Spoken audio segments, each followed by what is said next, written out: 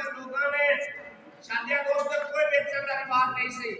ਮਾਵਾਂ ਬੱਚਿਆਂ ਨੂੰ ਦੁੱਧ ਪਿਲਾਉਂਦੀਆਂ ਸਨ और घी मक्खन खिलादियां सन। यकीन जानो जेड़े मावा ने दुध मक्खन पिलाया और माशाल्लाह शेरां के पंजाबी जवान ने ते इंशाल्लाह साडा होने कदम याद रखना चाहिए है। मावा सुबह सांझ रे उठदियां सन, तीसरे पैर को बोलते हैं। तीसरा पैर होता है रात के 3 बजे को, तीसरा पैर उठदियां उन्होंने फिर की करना, वुजू करके दाजत पढ़ के फिर रेलका लिखना, फिर बिस्मिल्लाह रहमान पढ़ के फिर जिक्र करना। जेरी मां जिक्र करके पूजा पाठ पढ़ के बच्चों को फिर सुबह उठ के लस्सी बना के मक्खन पा के परोठे दे विच खवाती आई।